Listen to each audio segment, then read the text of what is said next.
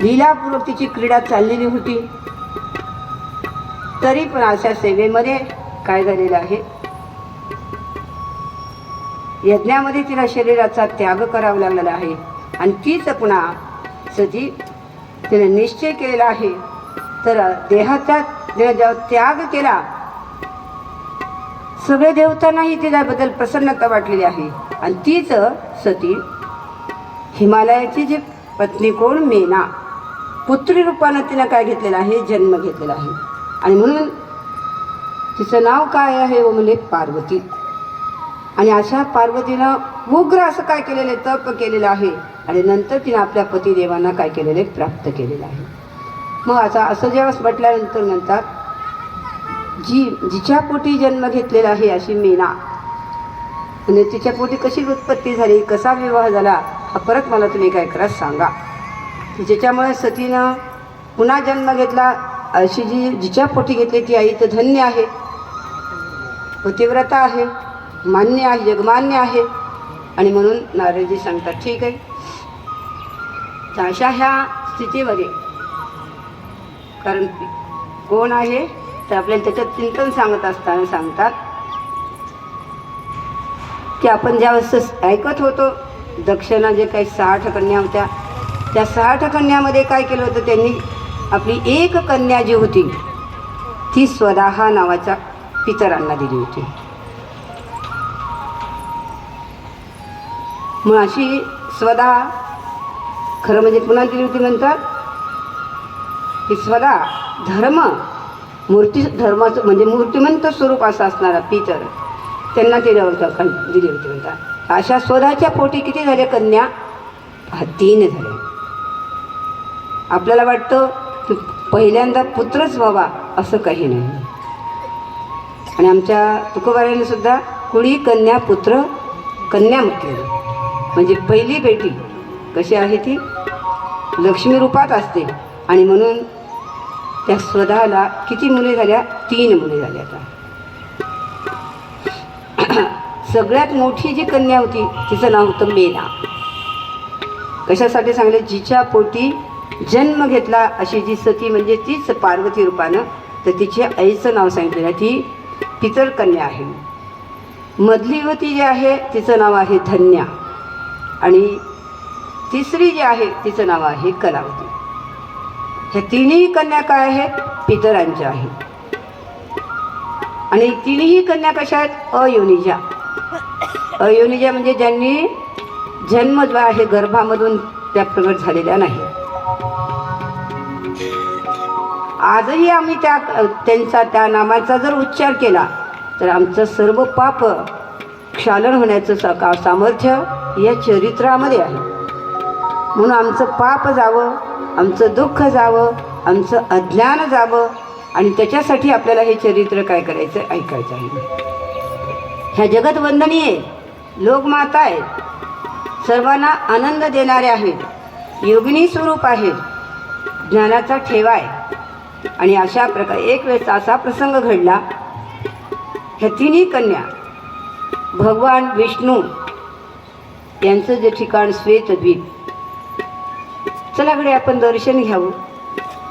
जसं आज आपल्या ह्या शिवाजीनगरमध्ये आपण शिवकथा होत आहे, तर आपण शिवकथा ऐकण्यासाठी जावं, शिवजीचं पण दर्शन घ्यावं. असं जसं आपण इच्छा त्या इच्छेनं आपण इथं आलो, तसं ह्या कन्यासुद्धा कुठे गेलेल्या आता भगवान विष्णूकडे गेल्या. भगवंताला त्यांनी नमस्कार घातला, बराच कालावधी त्यांच्या तिथं लोटला. आणि तेवढ्यामध्ये कोण आलेले आहेत पहा, ब्रह्मदेवाचे मानसपुत्र जे आहे सनकादिक, हे तिथं आलेले. हे सिद्ध झालं कसे आहे, यांची उच्चतम अवस्था आहे. मग बाकीच्या सर्व देवदेवतांनी काय केलेलं आहे, आल्यानंतर नमस्कार घातला, त्यांच्या आज्ञेनुसार नंतर खाली बसली. आता सनकादिकांनी पाहिलं की सगळी काय झालेले आहेत, एक शिस्त आहे की महात्मा येण्याच्या अगोदर आपण त्यांचं स्वागत करायला पाहिजे, उभा टाकायला पाहिजे नाही. जसं शाळेमध्ये सुद्धा आपल्याला शिकवतात की शिक्षक वर्गात आले तर त्यावेळेस विद्यार्थ्यांनी उभा टाकायचं, स्वागत करायला पाहिजे.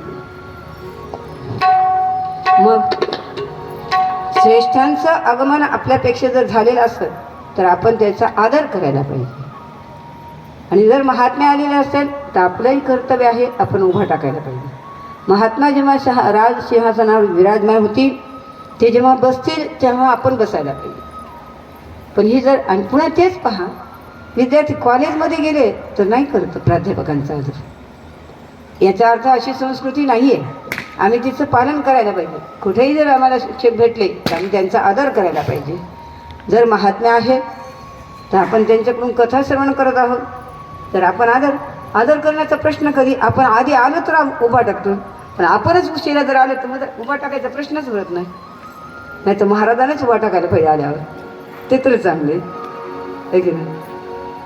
असो, विनोदाचा भाग सोडून द्या. कदाचित काही बोललं तर कोणाला राग यायचा, परंतु शिस्त मर्यादा ही आपल्याकडून व्हायला पाहिजे. आता काल कदाचित कोणाला वाटलं असेल की चहा आणला, चहा देऊ नका हेही मला म्हणायचं नाही, पण चहा आपण द्यायचा कधी, आपली कथा संपल्यानंतर असं पाहिजे. कथेत नको. मग तुम्ही चहा द्या, दूध द्या, जेवण द्या, फळं द्या, जितके द्यायचे तेवढे दिले तर काय हरकत नाही. परंतु जर याच्यात इंटरव्हल झालेले असेल तर मग त्यावेळेस तरी जमतं, ऐकेल असो. तर त्या मी श्रवणामध्ये कारण असते, कसे असते, ज्यावेळेस तुम्ही सांगायला लागले नसतं त्यावेळेस माझं लक्ष नसतं पुन्हा त्याच्यामध्ये, रत झालेलं असतं, त्याच्यामध्ये कोणी जर प्रतिबंध केला की थोडंसं बोलल्या जातं, आहे की नाही. म्हणून तसं न व्हायला पाहिजे. असो. आणि म्हणून आता श्रेष्ठ आल्या ह्या उठल्या नाही ना. शिवजीची माया अत्यंत काय आहे, प्रबल आहे. संसार त्याच्या आधी नाही. आणि म्हणून प्रारब्ध काय सांगता येत नाही. आणि ह्या तिघी जरी होत्या, सनकाधिक ऋषी आलेले आहेत, त्यांनी प्रणाम पण घातले नाही, उभा पण टाकलेले नाही, तर बसलेलंच राहिले. सनकाधिक आहेत, आता ज्ञानी आहे, पण ज्ञानी जरी असले तर काही ज्ञानाला काही सहन करावं लागत नाही का, काही मर्यादा शिकावं लागतं, सांगावं लागतं. आणि म्हणून त्यांनी सांगितलं, पहा तुमचा व्यवहार हा कसा आहे, अत्यंत असह्य. क्रोध निर्माण झालं त्यांना. आणि लगेच त्यांनी सांगितलं, शाप दिला त्यांना लगेच.